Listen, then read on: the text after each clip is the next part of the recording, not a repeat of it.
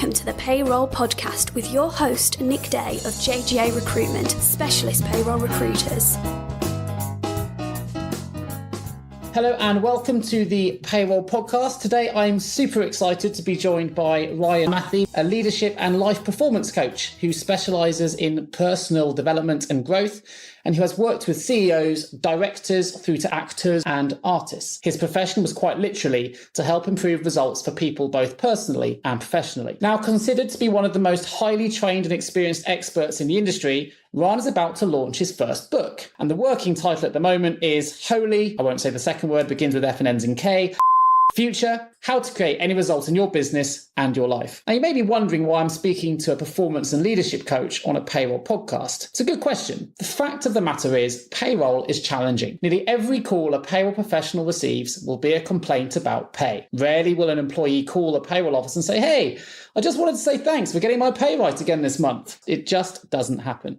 Handling complaints in a pressurized environment that requires expert attention to detail, logical thinking, and nothing but consistent high performance is incredibly tough. You know that, right? You work in payroll. So the stress that payroll professionals are often under is overwhelming, but rarely recognized, especially at board level. Now, I see this stress firsthand sometimes when payroll managers come to me needing urgent recruitment support to ensure that the payroll they're responsible for is run effectively and accurately. It's a very common thing for payroll professionals to work well into the night and sometimes through weekends, simply because they are passionate and, more importantly, committed to getting payrolls out on time. Having said that, the reputation of the payroll industry is thankfully improving and the status of the payroll professional is elevating. The majority of us want to progress our careers, and now that payroll professionals are gaining recognition, partly to do with the chartered status from the CIPP that they gained in 2011, more and more strategic seats are becoming available for those that want them at the board level table. So with these considerations in mind, I personally think Ryan is perfectly positioned to be able to provide a number of thought-provoking calls to action and strategies that I think can help payroll professionals to handle stress more effectively, while simultaneously providing practical methods that can help you progress your professional career and your personal ambitions, both more organically and successfully. So with this in mind, let's crack on with the podcast. A huge welcome to the pod, Ryan Mathie. Hi, Nick. Hey, Ryan, how are you doing? I'm great. Great to be here. Good to have you on the pod. So, if you don't know the format, we always start with 5 quick questions. 5 quick questions. I'm going to start with one that just, I guess, gives some context to why I've invited you onto the pod. Tell the listeners a little bit about your journey, as it is quite an interesting one. And if I'm correct, it started with a profound personal experience during a walk down a street in Bethnal Green. Yeah, so I was with my girlfriend at the time, and we'd been together. It was quite a new relationship, but we started having this argument, and every single weekend we had the same argument. And it was basically the argument where she was wrong and I was right. And something was going on, but all I started to become aware of was there was a pattern. And anyway, every time we had this argument, she kept repeating, it's nothing to do with me. And I was like, no, it is you. And on this 4th weekend, walking down the street in London, she said, it's nothing to do with me. And in this moment, I asked myself in my head, like, what if it's got something to do with me? And it seems like such a obvious question to ask, but really, so much of my life was about finding fault in others, blaming others, and being really, really sure that I was just completely innocent. In this moment, I asked myself the question, what if it's got something to do with me? And honestly, like, my whole life flashed in front of me. Relationships that I'd been in, relationships with family, friends, colleagues, things at work, everything flashed in front of me where I just saw myself as being somebody in life who was more of a pinball in the machine rather than the person pushing the buttons. So I walked back to my house in Bethnal Green. I went into my bedroom, shut the door, and I literally cried like a baby. It was like I was being exorcised, because really what was happening was I started to see that there was so much I was sure about in my life. And in this moment, I saw I wasn't seeing the full picture. There was stuff that was going on that I wasn't seeing clearly until this moment. That's a big thing to admit, right? A grown man in his 30s, closing his bedroom door and crying. Yeah, emotionally, I've probably got quite a high EQ, which makes me, naturally quite a good fit to be a coach. But, for me, it's important to be real and to just be yourself rather than try and be perfect or trying to look good. I'd done that for years. But this is a turning point where I could just really own my own humanity. So I'd never had any problems talking about this or sharing it, because I just feel that a lot of people go through stuff like this, and the more I can share it, the more people can be free, even to the point in this moment, I hadn't even spoke to my dad in 20 years. Wow. So all of this was flashing in front of me. And at some point in the tears, there was more like a smile through the tears, because I realised that I was really starting to wake up, and there was a freedom that was starting to be experienced that was never there before. And then the next day I started having conversations. I was really compelled to act and take actions I'd never taken before. So I started calling my family. I started telling them things that I'd never told them before that I needed to talk to them about, things that we'd maybe pushed under the carpet. I started to really express how I felt, telling them I loved them. And then I started getting in contact with my ex-girlfriends and apologising for all the stuff I'd brought to the table that I'd essentially blamed them for. Emailing, Facebooking, texting, phoning, the whole thing. And really this journey of cleaning up my past had started that day. And it was very intense for about 2 years. It was profound. And, I really experienced, having integrity in my life, getting responsible for my life, where it was headed, and actually just being authentic to where I wanted to go in my life. And it was profound. So essentially you started taking responsibility for your life. Yeah. I guess if I put this into context of the podcast, what are the steps you perhaps would recommend a stressed out payroll professional who is maybe fed up, feels overworked, they're underappreciated? What would you recommend that they should take for them to find the same kind of inner peace, if you like, that you found after your journey? Really what happened for me that day was, in life it's very busy, isn't it? Sure. Like we go to work, we're on our mobile phones, we're distracted by TV, we've got relationships, responsibilities. It's noisy. It's very noisy. It's fast. And if you just look at it right now, there's not a lot of space. People don't have a lot of space. And I don't just mean physical space. I mean the space here in your head, space inside. So in that moment, in Bethnal Green, I discovered space because I asked myself a question. I blocked everything else out and I gave myself room to inquire into an area that I'd never looked at before. And in space, what happens is you start to get really connected to what is important to you. You start to see the truth, but it doesn't happen so often for most of us because we're just too busy. Sure. Everything's too fast. There is no space. Whether you've got family responsibilities or you work a lot or you're working on projects or you've got a full life, it's so easy to be distracted. And so I would say the first step is to slow down. Just slow everything right down. And if what I'm talking to you about in this podcast is starting to resonate for you somehow, then there's something there that you might want to get in touch with about that. And your only access will be to slow down. Maybe you just got to ask yourself, like, what is the truth? What is the truth about your situation? What's the truth about what you're dealing with? Just really inquire to yourself, what is the truth? A really practical step that you could take is to write yourself an email. Okay. I write in a journal as part of my daily ritual. I get my notes app in my iPhone or my iPad or on my MacBook, and I start writing in my journal what's there for me, how I feel about things, what I'm thinking about things. And it's a process of just really working stuff out so I can get clarity. In that process, I'll see things that are maybe new, or I'll get an insight into something, but essentially I'll end with an action point that I can put into practice and just deal with something and have it be effective. So writing is a really great form of therapy, I believe, and self-coaching and getting insights. So write yourself a letter or start keeping a journal where you can get in touch with whatever it is that's going on for you. Another great step is to get a coach. Yeah. Well, presumably, in understanding the life of the payroll professional, one of the biggest obstacles that they're going to come back to when you say, we need to slow the life down or slow things down, find some headspace, is I don't have the time. I don't have the time to slow down. If I slow down, the payroll's not going to go out on time or everything's going to fall down. Sure. I would think the probably biggest obstacle to slowing down would be the opposite of what you asked them to do, which is they don't have the time to slow down. So what advice would you give, or what steps can they take in order for them to be able to create that time? Sure. Yeah, look, I don't have the time is definitely one of the biggest complaints that we can have. And the thing about time is not actually real. We're going to get a little bit deep here, but time is an illusion. We make time up. If you think I'm lying, show me time. Point to it. If I say there's no time, that's a story. We believe the story that we're making up. So in the story called There's No Time, guess what? There's no time. There's no time. Exactly. When you really believe there's no time, you're just going to be, like spinning your wheel and doing all the things you have to do because, there's no time to do anything else. So consider that there is no time, there's not enough time. It's just made up. It's not real. And if you can just try that and kind of park that for a minute, then engage in Where can I create the time? Get connected to something. Maybe that's something you would do before work. Okay. Maybe that's something you would do in the evening. Sure. Absolutely, it could be something that you take in your break. And this is the thing about, when you're out there working in an organisation, you've got to take breaks. Sure. You have to take breaks. Give yourself that headspace. Yeah, you've got to, another thing I work with coaches in, or I work with directors or other people that I work with, is how they can manage energy rather than just managing time. Sure. Right? If I've got time in my calendar, I'll slot it in. If I can squeeze that meeting in, I will do it.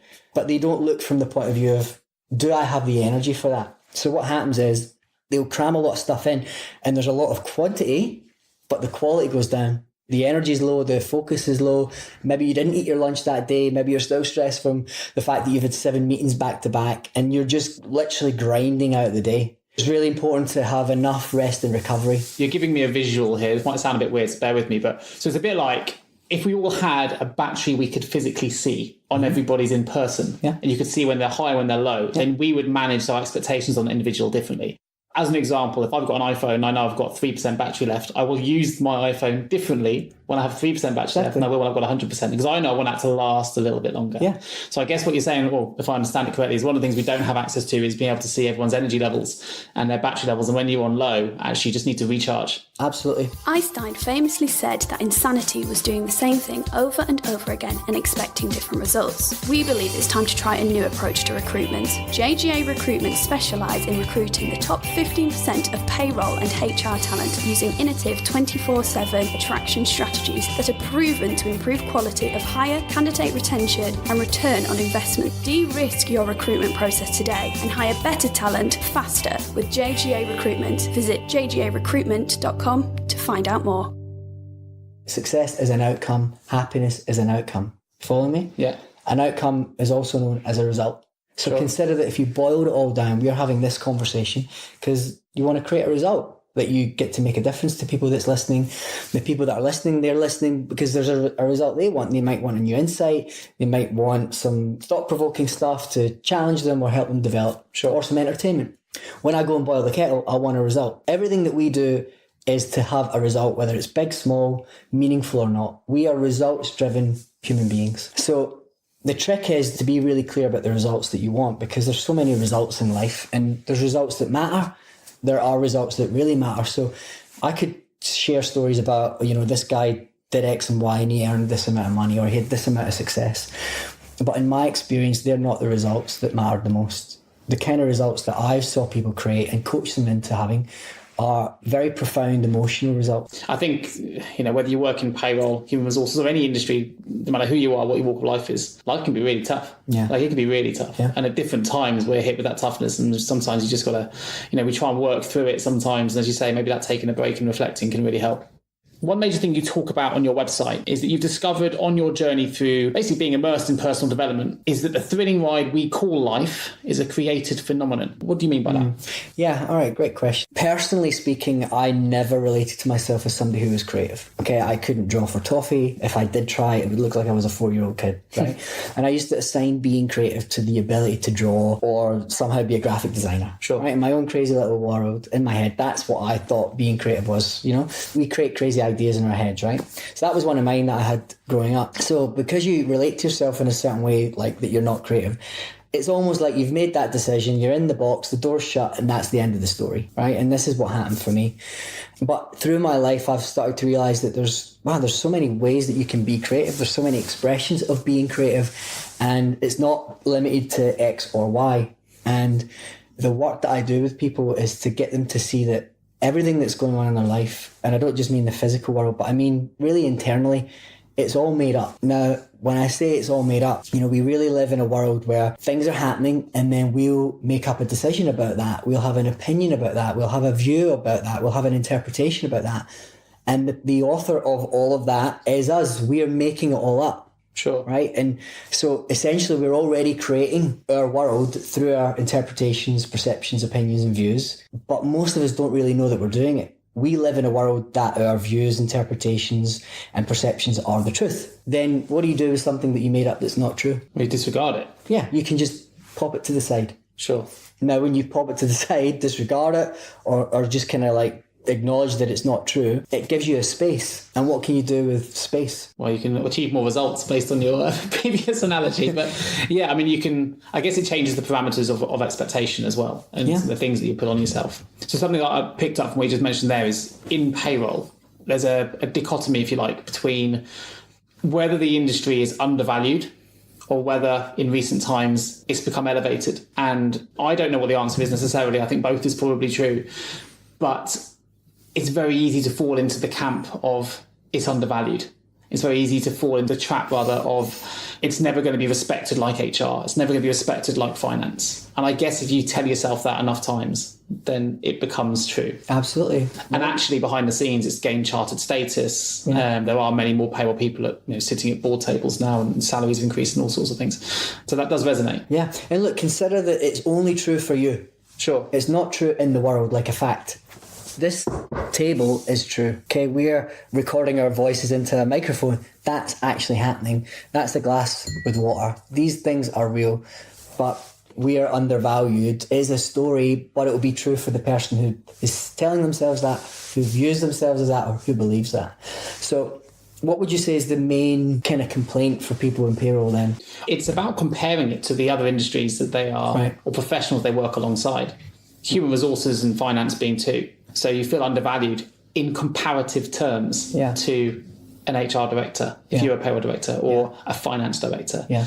Your voice perhaps isn't as valued or perceived to be as valued by the major stakeholders, CEOs, CFOs as might be, as an HR director might have, or a payroll director, or a finance director might have. It's being contextualised by comparing it to other functions. Sure. Does that make sense? Yeah, sure. So I would just say stop comparing it. That's the first thing. Don't compare yourself. And I would also say, what is it that you want to create? Because right now what's being created is we're not as important as HR, or we don't get as valued as X or Y, right? That could be true for that organisation. It could be true for you. It could be true for many people in the world, right? And you can create something else. My question would be, if we could consider that that's just a story that's being made up, and literally hang out with me here, right? Let's play a game. Imagine that we could pop that to the side. What would you, in your role in payroll, or your role, what would you want to create instead of that story? I don't know the answer to that at the moment. I probably need a little bit more thought. Yeah. I think we get too bogged down in the comparison without the analysis behind why that comparison is important. I would even say getting bogged down in the why is going to bog you down even more as well. I would just say, look, what is it that you want to create? That payroll is, I don't know. What would you imagine, knowing that world? I don't know the world too well, but what would you think that somebody in payroll would love to create regarding payroll? I think being a function that ultimately handles or spends more money, a business function than any other function probably has access to. A successful business can only be successful if you're of a certain size and stature. Let's say you've got over 500 employees. You can only really be successful going forward in terms of growth and development and recruitment of staff, everything, if the payroll function is run correctly. Yeah. If I run a payroll function, I'm not a payroll manager, I recruit for payroll people, but if I have a payroll function and I consistently pay people incorrectly, the knock-on effect of that is the staff are going to lose. Doesn't matter what function they work in. You could be working in surveillancing, store manager, the CEO, whatever. They're all going to eventually get fed up with being paid incorrectly, and they're going to go. So payroll actually has a direct effect on the turnover, attrition, success, ability to recruit in other areas. It actually has a really profound effect on a business's ability to perform optimally or to grow. But I don't think, even in my experience as a recruiter, and I recruit for human resources and for payroll, so I see both sides, I don't think that's necessarily appreciated as it could be. But in addition to that, payroll is very fast changing. So legislation changes all the time. You've got to be on the ball. Again, if you're not on those things, then the fines that businesses can receive, the ability that they can then, in terms of their brand image could be affected, ability to recruit going forward, all of those knock-on effects can happen if a payroll professional isn't on up to speed with the legislative changes, with ensuring that everything is run correctly and compliantly. And I think they just, I'm speaking for them here, and I'm not even a payroll person, but I recruit for them, and I hear the stories come back. But I think they just want a little bit more recognition at board level, I think, public eye level, to say, look, we have a really important job to do, and we are essential to the success and growth of your business. And as a result of that, actually, I have lots of opinions and views that could elevate your business further, that could improve bottom line, efficiency, savings, costs, whatever it might be. Give me a budget give me the rope to go and do those things. Yeah, that's great. So look, just a couple of things about what you said. So imagine that a football team, there's the defenders and the attackers. There's no sense in comparing the defenders and the attackers. If the defender starts comparing themselves to the attackers, they'll get a little bit lost because they're not attackers. And if the attacker starts comparing themselves to the defenders, they'll get a little bit lost because they're not defenders. And what they're good at is being impacted by some concern or comparison to something else. It doesn't make any difference. Essentially, the defenders and the attackers are part of a team. They're part of a whole. Yeah. Not one is more important than the other. Not one. Right? Because every part of that team is contributing to the success. You know, you could be the best attacker in the world, but if you've got the worst defence, you'll lose as many games as you win. So the comparison is it's something that we do. It's in our nature to compare. Okay, we compare ourselves to our big brothers, we compare ourselves to our colleagues, our co-founders, and the other departments. But it's a very futile approach to effectiveness. So I would just let go of the comparison. That'd be one thing. And if you can do that, it will really free you up to focus on your strengths and acknowledge that without HR, right, all of a sudden you're starting to look at it as a whole, as a team, rather than being like, we're here and they are there. Okay, us versus them. So I would just really consider just letting all of that go because it won't work and it won't help anybody. You know, one of the biggest things in any relationship, one of the biggest complaints is being underappreciated. Family, marriages, and at work. Okay, the experience of being underappreciated. You know, one of the practical steps I suggest people take is to have a conversation. Like really get in communication and make it really clear what it is that you feel underappreciated about, and then have a request. You know, in the context of a business, it would be a meeting. It's going to be created in a safe way because HR will be feeling underappreciated at certain levels. Okay, we all experience it. If you can take that into a business, and this is what I do for companies as well, like have conversations that really make a difference. And that means creating a safe space to, you know, be a bit more vulnerable than maybe you're used to, and just laying it out there in a way that can be looked at, can be discussed, so that everybody starts working together. You know, some kind of practical idea there that could really make a difference. That's great. It's good to get practical advice. So we have to allow ourselves and find a way to get connected to what matters, what's important to us, and then find a way to communicate it to the people that are involved or that need to hear it. So if there's something going on in a payroll department that's important to them, find a way that it can be communicated effectively with the right people, and then, again, like I said earlier, work it out together. Sure. Excellent advice. Thanks, Darren. We may as well talk about the book now. I think it's a good lead in. So we mentioned you're working on completing your first book. And at the moment, it has a working title of Holy Future, How to Create Any Result in Your Business and Your Life. So tell the listeners a little bit more about the book and I guess why it might help them, some of the practical steps and advice that might be contained in that book that they can take away. Yeah, great. As I said earlier, the results driven. We are results orientated, and I've always been somebody that's out to cause results. I'm an action man, I'm an action taker. But I started to engage in a question like, what is the source of results?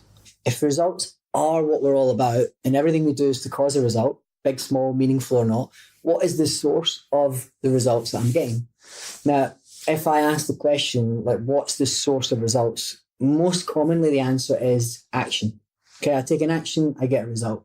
But consider that that's just the first level of the source of results. And the source of results is very, very deep. And it goes 1, 2, 3 layers deeper than action. So the book is an inquiry and an exploration into what the source of results actually is, all the way to the bottom. And this is results for human beings, right? Not just results in the world, but results specifically for us. There's a process I'll talk people through and explain what that source is. I try and do it in a very simplified way. And then once it's really understood why we do what we do, what drives us to do X or Y, and what's having us get those results, then there's a 7-step process that you can apply to any area of your business, any area of your life. It can be applied at individual level or at group level, and it will take you through everything that's going on in that area right now, because there'll be things that you're doing that are not working, things that you're doing that are getting in your way, and then all the things below that that are contributing to those actions. So that's kind of like the past, all right? And we're going to literally get rid of that. We're going to make space to create a new future, because we're all driven by results, but we're also driven by a possible future, right? We get excited by where we're heading in life. And, you know, if we're not excited, it's probably because we haven't created an inspiring future. So the process itself is 7 steps that will allow you to create a future in such a way that the actions start to become very natural. I definitely think everything we do is driven by the desire and needs to be successful. I'll use the word successful, use the word results, but I will talk about those 7 steps in a little bit more detail as well. But look, how we measure success and in what field, I get is completely individual. But let's just say I'm a payroll person, I'm working as a payroll administrator, and I would like to get to, let's say, payroll director level with board level responsibilities. If that's what I told you in our first meeting, that was my goal, how would you interpret that and what advice would you give me? Well, the first question I would ask is why? That I want to be deemed to be successful in my career. And for me, that is a career progressive pathway of promotion. You know, I'd be digging deeper into why. Why is success important to you? I'd be looking to get all the way to the bottom of what is it that is important to you personally that is wanting to create that result. That works in a couple of different ways. It has me get to be clear about what drives you, and it has you get to be clear about what drives you. Because what is essentially driving any of us is whatever is important to us. Whatever we have decided, whatever we have created is the most important to us. Because that's what's shaping the whole thing. So, you know, I want to get really, really deep into why. What is it? What's your why? Why is that important to you? Then we start to create. Okay, so if that's where you want to get, what are the basic actions that you would need to take? And then we would develop a strategy. And we want to develop a strategy that just breaks the whole thing down to one tiny action at a time, right? Because we've got a big game that's obviously inspiring that person. So we need the right strategy. And then we need the right views of that, because they might have a view like nobody wants them to do that role, or they're not capable of doing that role, or, you know, there's not enough opportunities to do that. There'll be some view that they've got that is inhibiting them or holding them back.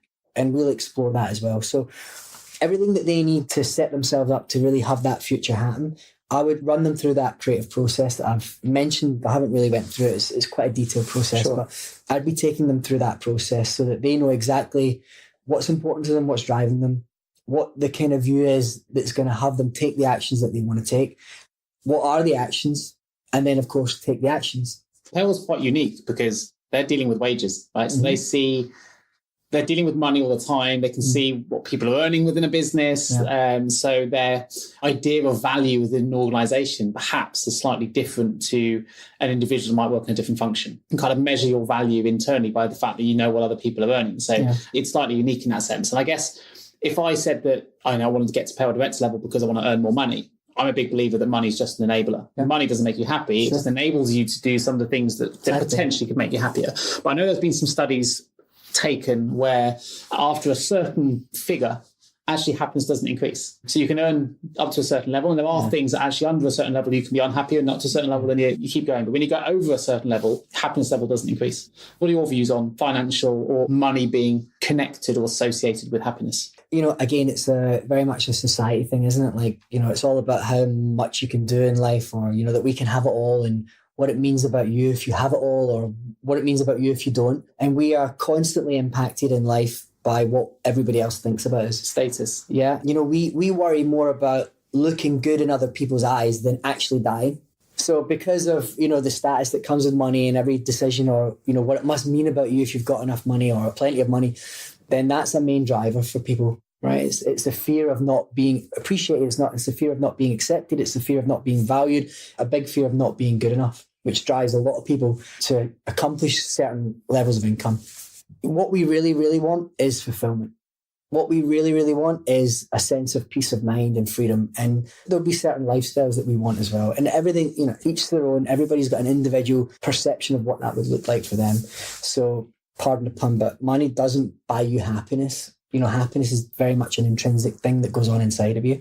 But if you associate money to your happiness, then you'll always be lost, because no matter how much money you earn, that won't be it. Sure. And then you need to earn more, and that won't be it. Sure. And what happens is with people that go through this process, they realise that they thought it was all about money. They get to that amount, they try and get more. It's just like, this isn't it. One of the things I talk about in my book is it's the 7 sources. It's a model for balance, harmony, and a fulfilling life. So I really believe that if you live intentionally from these 7 areas, that you're going to have balance, harmony, and fulfillment. And one of those areas is work. One of those areas is having income aligned with your self-worth. But that's just one of those areas. There's many other parts of life. So it's really, really important that we get clear about what's important. It's not just being successful in work. It's being successful in our health. It's being successful in our relationships. It's being successful in our social communities, right? It's having healthy, productive outcomes in all those different areas that are important to us. I think that's a really fantastic way to end the first few questions. Thanks for that, Ryan. We've gone into some detail, which is great. Time to find out more about you. So how would your friends describe you, and how would your work colleagues describe you? They would definitely describe me as impulsive. They just don't understand I'm an action taker, Nick. I wear my heart on my sleeve. I can have a bit of a fiery temper because I have red hair. And, even though I'm a personal development coach, I can openly admit that I can, my emotions can come up at times in certain situations. Great. Yeah. Fantastic. So tell me something about you perhaps other people won't know. Okay, so something about me that other people won't know is that I would say my life up until I was 30, it was just dogged with failure. The failure became personal. I made failure mean that I was a failure. And that's why I had to stop and start something else, because I wasn't going to be able to do that one because I'm not good enough to do it, right? I'm the failure. And it was a really important process for me to go through, because I know that a lot of people, they're either stopped by failure to the point where they won't even try, or as soon as they have a failure, they'll probably do what I did and quit. But what I've learned through that journey is that failure is actually the magic ingredient of success. You cannot succeed without failure. Success is not a straight line from start to end. There's a process, and it's a process that I teach people. It's called try, fail, repeat, succeed. If you try and you fail and you don't repeat, you're not going to succeed. There's a famous quote out there, I think. I'm not sure who you may know better than me who said it, but I think it says something along the lines of the most successful people in the world are those that have failed the most. Yeah, and they understand this process that it's try, fail, repeat, succeed. They intrinsically know that. In every failure, it's an opening to learn something. It's an opening to grow. It's an opening to develop. But so often people interpret it as it means that they are a failure rather than they just failed at that thing. If anybody else finds out that we've tried and failed, or that we are a failure, then you know what, my life is over. It's one of the things I work with people a lot, and I'm out to really shift that view that failure is a magic ingredient of success. It doesn't mean you're a failure. Very So, next question. You've been abducted by aliens. All right. They want to learn more about our species. What item do you take with you? I'm torn between a very, very good coffee machine. Share coffee with them. I'm very passionate about my coffee. Or item. I think payroll people can probably resonate with the coffee machine. Yeah, I'm a bit of a coffee snob, so I think I'm going to go with coffee machine. I'm going to make them the best latte with the finest Brazilian coffee that I can find. Excellent answer. What game or instrument do you teach them? I think I'd probably have to teach them hide and seek. Hide and seek? Yeah. Okay, fair enough, that's cool. What do you tell them about humans? It's quite a big question for someone who works in coaching. Sure. I tell them that we are incredible human beings, very much in the infancy of experience in the world, and we're trying our best and still learning. Excellent. And what truth or human trait would you hold back from telling them? Oh boy, against my religion, this. Let's see. My answer would be none. Nothing. You'd tell them everything. Everything. Okay, yeah. Fair enough. Fantastic. So look, we're going to go back into the questions. 5 quick questions. You talked a little bit already about your 7-step process. I know it can be applied to any area of business or to personal life. So Can you give me a little bit more information regarding the 7 steps and whether or not there's anything a payroll professional can start implementing now to develop themselves? Okay, great question. All right, cool. So look, can I just take you through something? Sure. And I'll basically show you, we've looked at this question, what's the source of results, right? So I'm going to explain to you or show you in your experience what it actually is. So I'm going to show you something, and then we'll bring it back to this question and we'll try and tie it up in a nice bow, right? So let's imagine that you have been walking around, Nick, for 4 hours. Yep. Right? You've been walking around for ages and you walk into a coffee shop. The coffee shop is busy. There's one chair available. You've been walking around for 4 hours. There's a way that chair looks to you. I don't mean its physical attributes, but I mean your view of the chair. What is that view? Appealing because I'm tired and I've been walking around for 4 hours. Presumably I have shopping. If I'm in shopping, I'm ready for a break. Great. And then your action. What action might you take? Well, the first thing I want to do is probably rush to go and get that single chair. Exactly. And what's in your way of being? And I don't mean like in your way. I mean, what's the way that you are being? Because remember, we are all human beings. Excited. Okay. Relieved. What's the result? I have a chair in a coffee shop. I can relax. I can rest. I can get my coffee. I can just take stock, take that moment you were talking about earlier, taking that headspace, taking that moment, just meditative, if you like, relaxation. Okay, perfect, right? So let's imagine it's a new day. You've just walked out of the house, you walk into the coffee shop, there's one chair available again, and this time your train leaves in 5 minutes. When you walk into the coffee shop, what is your view of the chair this time? I'm not interested in the chair. I'm interested in getting served quickly. My train leaves in 5 minutes. And the way that you're then being? Rushed. Mm-hmm. And the action that you take?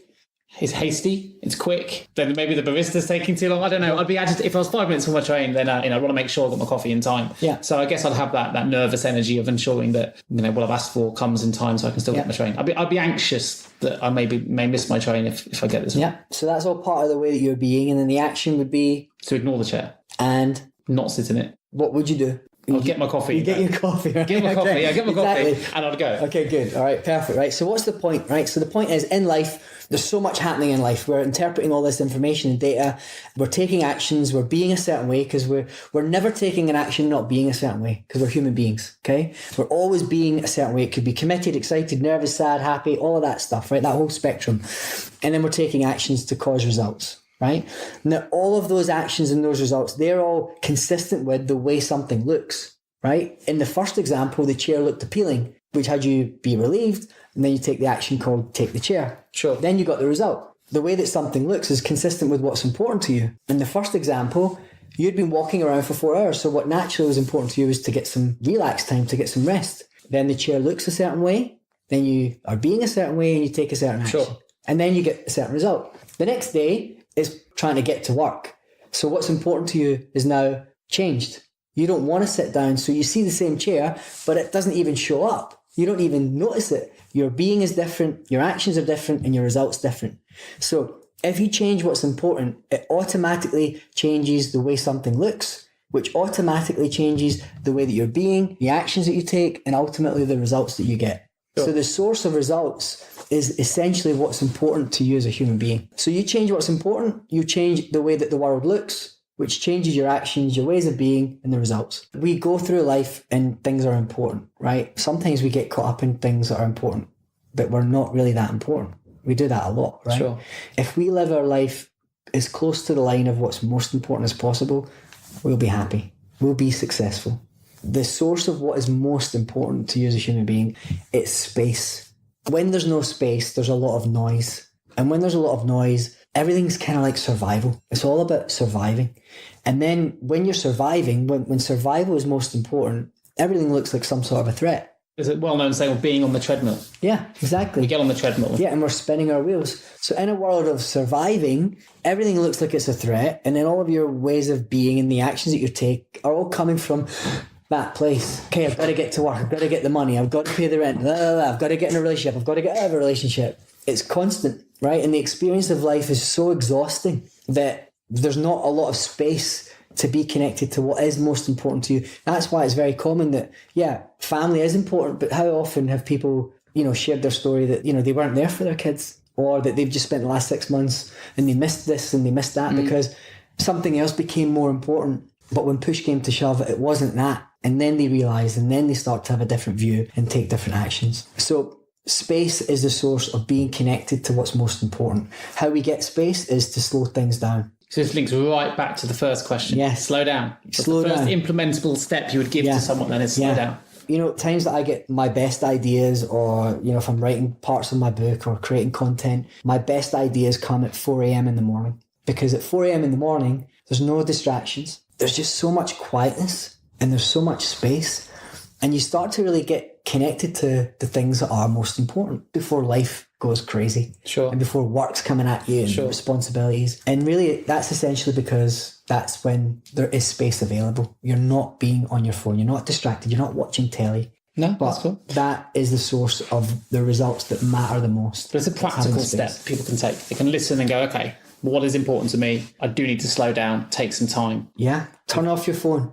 Turn off the telly. Shut the door. Sit in silence. And it'll be weird for most people.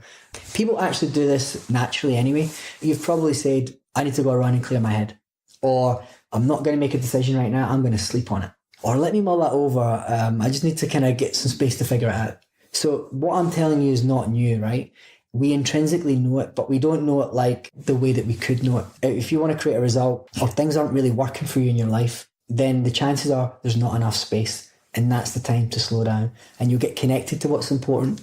Everything will start to look differently and you'll know the action to take. Excellent. Fantastic. So look, in terms of your coaching, you coach directors, entrepreneurs, actors, all walks of life, all professions. Yeah. One thing that you have been passionate about and you have experience in is developing what you've termed as unstoppable leaders. Yeah. So what does leadership mean to you? And if I wanted to be an unstoppable leader myself, in payroll, HR, whatever it might be, what should I be doing or considering now to get there in the future? Okay, so look, if you're a leader, you know that you're out there leading the way, right? Now that means if something's not going to go right or fail or not work, you're going to be the one at the front end of that, right?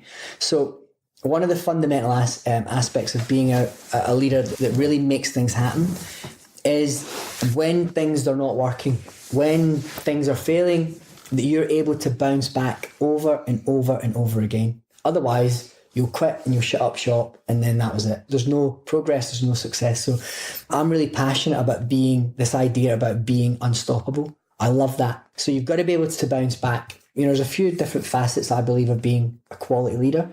One of them is being authentic. It's being able to own that you are a human being. You're not perfect. You don't have all the answers. You will make mistakes and that's all right. Being authentic. Another thing is having integrity. So if you say you're going to do something, that you get it done, or at least let people know when you're not. A real asset, a real quality aspect of being a leader is being the kind of person that you can be relied on. When you say something, it happens. Another thing is this thing that we've spoke about already, responsibility. In life, the more that we can be willing to be responsible, and I don't mean like we are responsible like it's the truth, but it's like the willingness to just be like, you know what, I may as well come at this like I'm responsible for the whole thing anyway. Why? Because you're going to have more power, you'll take more effective actions and you'll cause more results. And it takes a huge person to be able to do that. Sure. So what we have responsibility, unstoppableness, reliability, authenticity, integrity. And I think the last piece is it's really important to be able to give back and to have a purpose that's bigger than just your immediate world. I believe that's a real quality aspect of being a leader, like really contributing to the world. It might be your local community, it could be some other part of the world, but having a purpose that's bigger than just yourself.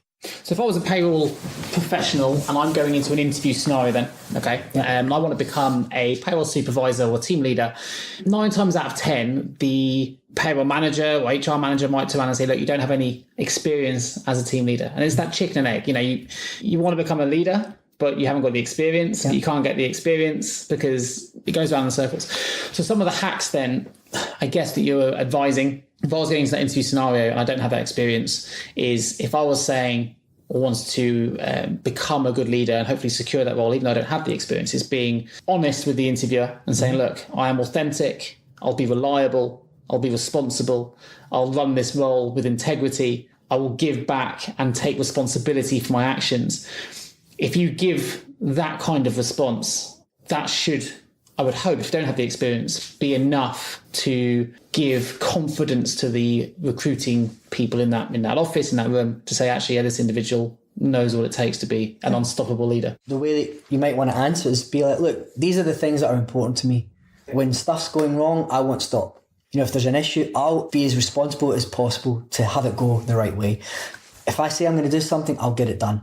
And, I have a bigger purpose as well. Like again, these are things that I'm, in answering to your question, like what are fundamental aspects of leadership, is the idea of being responsible and being fully powerful. Does that light you up? Is being able to be human rather than perfect, does that light you up? Being somebody who's reliable, is that something that really turns you on? So, get connected to what's important to you as a leader. If what I'm saying resonates, use them. But don't just say them in the interview. Actually try living that way. Sure. And then in the interview, you're not just saying, let me give you an example of what happened. And do you know what? I decided to be responsible and this is how it went because I did that. Or let me tell you a time where I said I was going to get something done. Everybody else said it wasn't possible. I stuck to my word and this is what happened. So, start living your life from there. Live that way in your relationships, live that way at home. And then you have real experiences to share rather than like the BS that can sometimes come from because people think that what's important is to be perfect. Next question. You work in payroll. You tend to deal with a lot of complaints because that's why people will tend to call, my pay's not right, whatever it might be. So I know you've got strong feelings on the psychology behind the act of complaining. And I read in one of your articles that we need to remember that complaining is the symptom, not the cure. which I thought was really interesting. Yeah. So with this in mind, I wondered if you could share some of your views with the listeners, and if possible, if you have any more strategies or advice, practical steps perhaps that you can offer for handling complaints and negativity. Yeah, great question. This is one of my favourite areas to talk about because we love to complain. Human beings love it. First of all, you got to understand what is that complaint really all about when a human being is complaining. So the complaint is the symptom of something.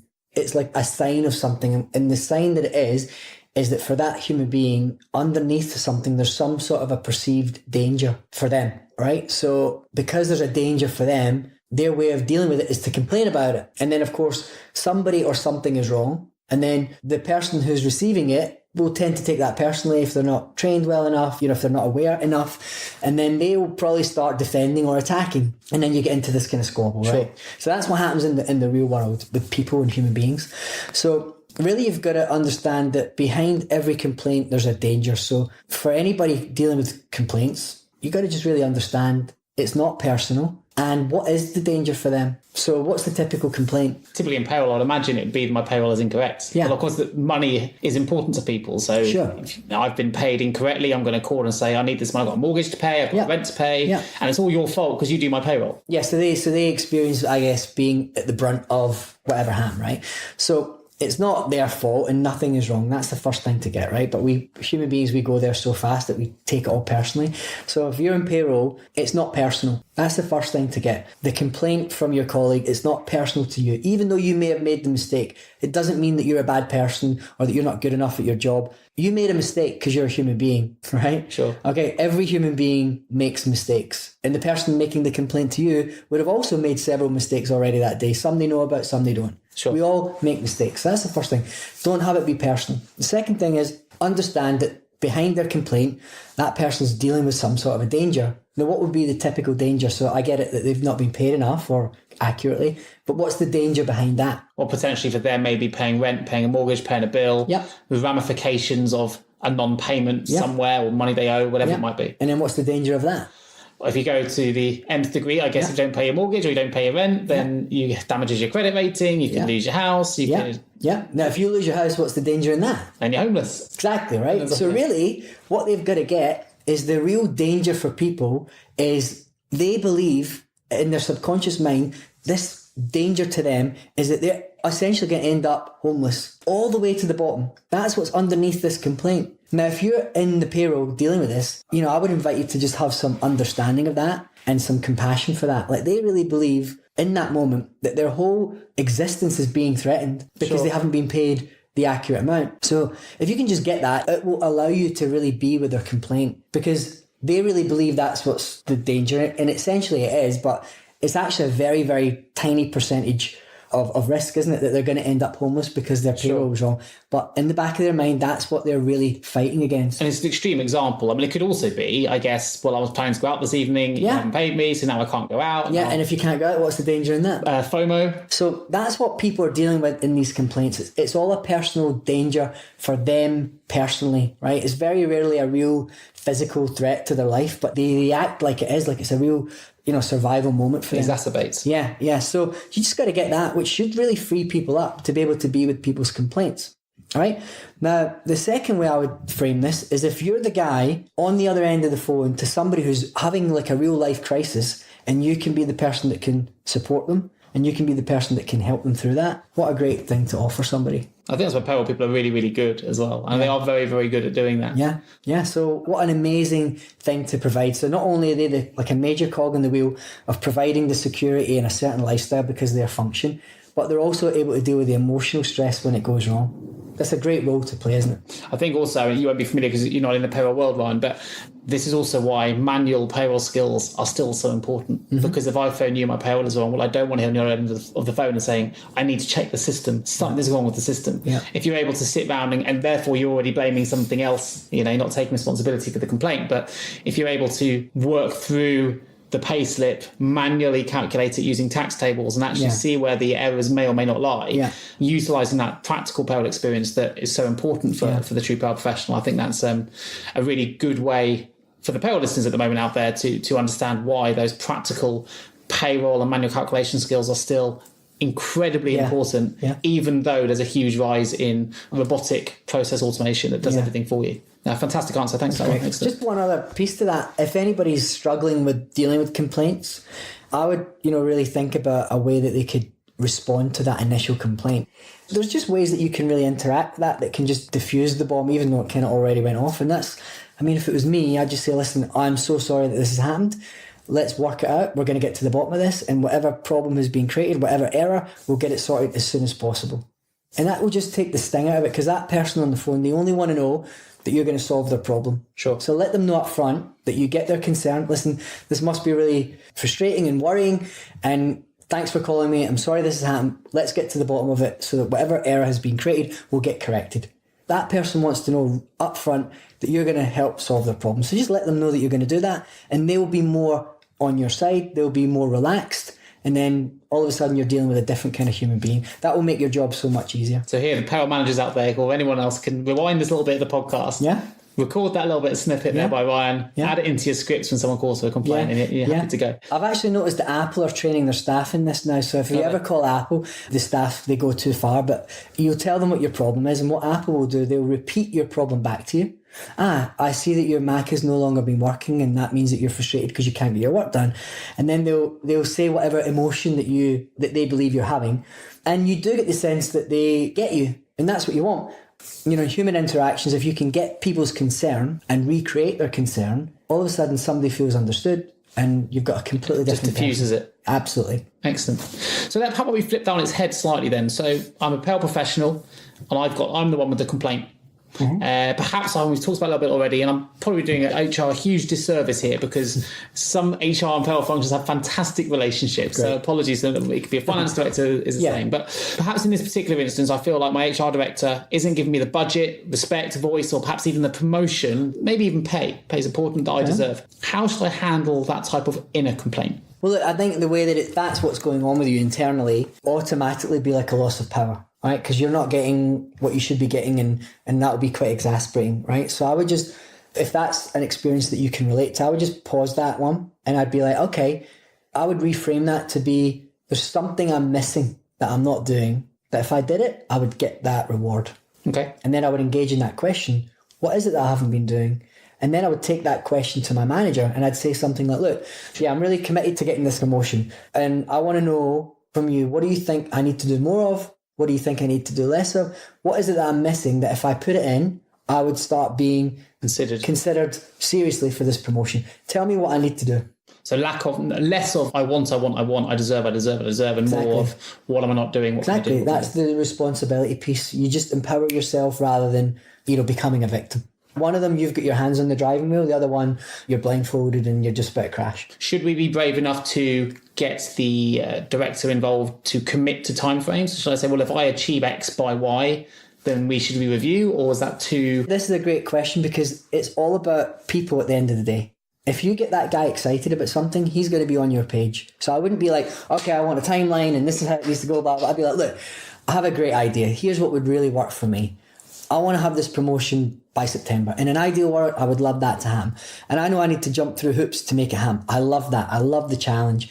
Can we create a commitment together that if I do X and Y by then, that I could have the promotion? Or what would work for you? Okay, great. Fantastic. Then you're creating team. He's now on board. And you're working together to achieve your goal. Rather than demanding, making him wrong for anything, or being a victim. Brilliant strategy. Excellent. Fantastic. Now, I read an article that you wrote where you described a problem a director was having when it came to recruiting top-level talent. Now, recruiting top talent in payroll is also a really tough challenge. It's why people use specialists like me at JGA Recruitment. Yeah. We exist and we know firsthand how much investment and time goes into locating a really fantastic payroll candidate. However, in your analogy, you talk about a slightly different problem.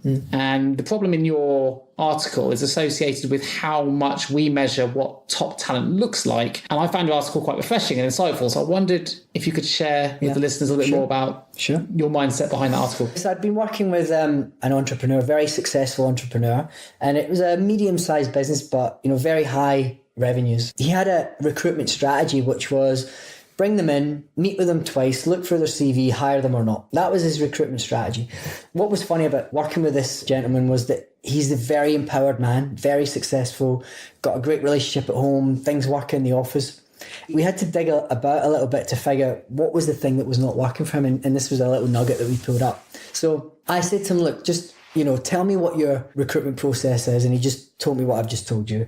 And it just became really clear to me that his recruitment process it wasn't founded in performance, right? So as a performance coach, it was easy for me to see. Sure. So here was the analogy I gave him. I said, look, imagine that you're a tennis coach and you're building a team, and somebody walks in and they say, hey, I want to be on your team. And he says, all right, are you good at serving? I'm so good at serving.